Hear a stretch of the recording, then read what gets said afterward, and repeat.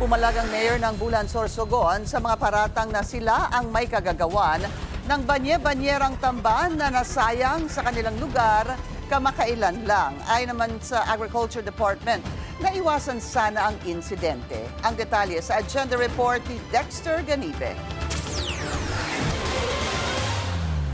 Humarap sa abante si Bulan Sorsogon Mayor Romeo Gordola para sagutin ang mga batiko sa kanya kasunod ng banye-banyerang tamban na itinapon sa Bulan Fishport kamakailan. Pamumulitika ang nakikita niyang dahilan kung bakit lumaki ito ngayon. Dahil marami na gusto ako policy kasi naiinggit sila. Walang mayor na kapag-transforma ng Bulan. Sabi pa ni Mayor na hindi na bago sa kanilang lugar ang overfishing at pagtatapon ng sobrang tamban. Nangyayari na raw ito bago pa siya naging mayor. Pinabulaanan din ng negosyanteng kapatid ng alkalde at ni Konsehal Rector Valeriano na kontrolado nila ang kalakaran sa Bulan Fishport. Hindi namin mamanipula yan.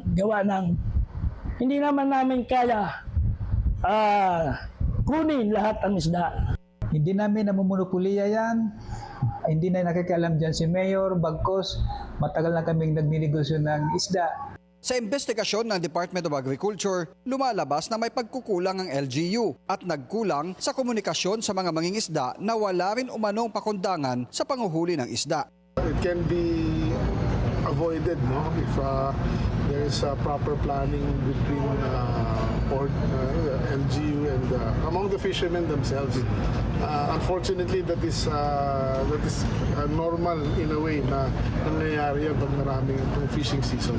Nag-umpisa na rin ang DA sa distribusyon ng ayuda mula sa Presidential Assistance for Farmers and Fisherfolks Fund na 10 billion pesos. Bawat benepisyaryo ay mayroong one-time ayuda na 2,325 pesos. Isang napag-uusapan namin doon is magbigay ng voucher.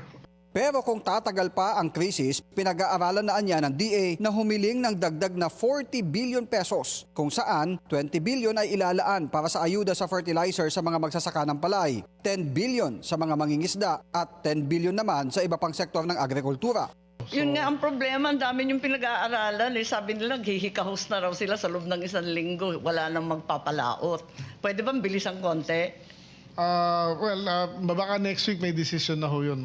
But we needed the inputs of our economic managers and a DOF on the matter. Bukod sa mangingisda, kasama na sa tinutugunan ngayon ang pagbibiyahe ng mga agri-product mula sa mountain provinces ng Luzon. At pinapanukala ang cash voucher para sa mga biyahero ng gulay para mabigyan sila ng 10 pisong diskwento sa kada litro ng krudo. Para sa Agenda, Dexter Ganibe, Abante. Mag-follow sa aming mga social media accounts at mag-subscribe sa aming YouTube channel para sa pinakahuli at eksklusibong mga balita.